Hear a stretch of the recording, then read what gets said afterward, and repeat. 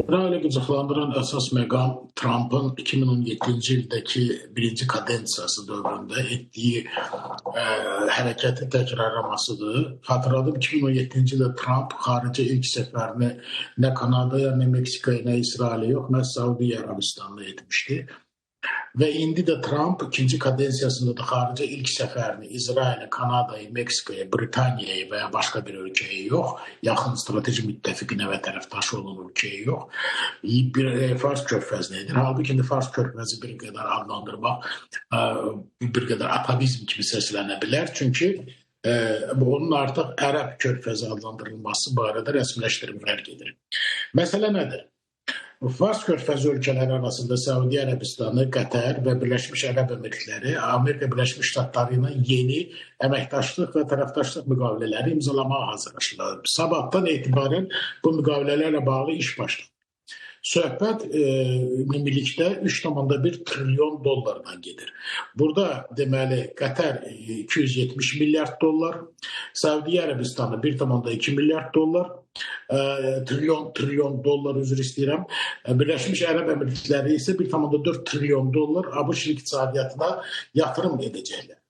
3 trilyondan artıq olan bu vəsaitin hara və necə xərclənəcəyi də artıq məlumdur. Mən bunları sadalamaq istəməzdim. Ümumilikdə 37 proqram nəzərdə tutulub və üst-üstə 68 saziş imzalanacaq.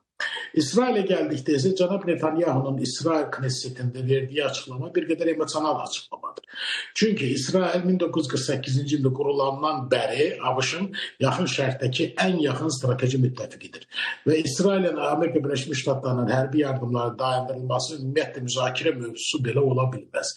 İqtisadi yardımları gəldikdə isə cənab Netanyahu bir qədər yanlış deyir. Çünki Amerika Birləşmiş Ştatlarının İsrailə bu və digər formada ümumilikdə 23 proqramda və 12 layihədə, buna trek də deyirlər, iqtisadi yardımları davam edir. Və yardımlar olmadan İsrail iqtisadiyyatındakı indiki hiperinflyasiyanı və bahalaşmanı, həmçinin işsizliyin sayını artmasını nəzərə alsaq və ən nəhayət İsraildə yaşayan İsrail vətəndaşlarını təxminən 710 min nəfərini eyni zamanda ABŞ vətəndaşı olduğunda nəzərə alsaq, bu yardımların dayandırılması sadəcə olaraq siyasi blef və media hesablanmış açıqlamadır.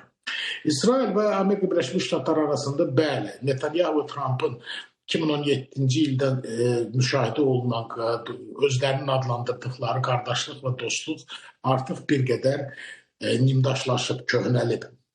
Məsələ ondan ibarətdir ki, İsrail iki məsələdə Trump'dan istifadə etməyə çalışdı. Birincisi, İranla qarşı durmada. İsrail çox istəyirdi ki, Amerika Birləşmiş Ştatları və İran arasında qarşı durma bilavasitə açıq hərbi münaqişəyə və silahlı təmaslara çevrilsin və hətta deməli Diego Garcia adasına 6 ədəd B-2 qırıcılarının gətirilməsi və B-52 qırıcılarından İranın bombalanacağı barədə xəbərlər ilk dəfə olaraq İsrail mediasında yayılmışdı. Lakin bu bombalanma baş vermədi. Mən bunu ilk gündən deyirdim. Və burada söhbət odur ki, Diego Garcia'dan artıq qırıcılar çıxarılmağa başlayıb. Ona görə də İsrail İranla problemlərini ABŞ vasitəsilə həll etmək strategiyasında bir qədər uduzdu. İkinci məsələ isə ondan ibarətdir ki, bu sadəcə Qəzza bölgəsi yox, ümumiyyətlə Yardan çayının qərb sahili, Qərbi Şəra və Ramallah bölgəsi, yəni Fələstin muxtariyyəti bölgəsini nəzərdə tutur. İsrailin siyasi leksikonunda Fələstin dövləti yoxdur. ABŞ və Fələstin dövlətini tanımağa meyilli deyil hələlik. Bu demək deyil ki, tanımayacaq. Cənab Trump'ın açıqlamalarında dəfələrlə vurğulanıb ki, Amerika Birləşmiş Ştatları həm İsrailə, həm Fələstinə münaqişəni sülh yolunu həll etməyi tövsiyə edir.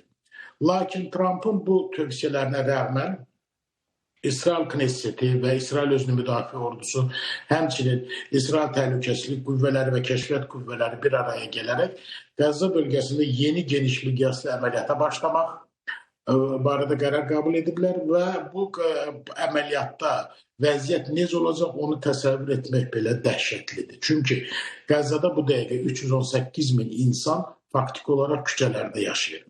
İsrail Qəzzada humanitar yardımların paylanmasını dayandırıb və ABŞ humanitar yardımların dayandırılmasına rəğmən bu humanitar sektorda fəaliyyətin davam etdirilməsini faktik olaraq əmr edib İsrailə. İsrail buna da qulaq asmır. Və əgər hərbi əməliyyatlar başlayarsa, indi olan bölgələrdə olan Qəzzada yaşayan Fələstinlər məcbur olaraq Qəzzanın cənubuna gedəcəklər və orada olan sıxlığı ağla gətirmək belə çətindir. Dəhşətli humanitar fəlakət.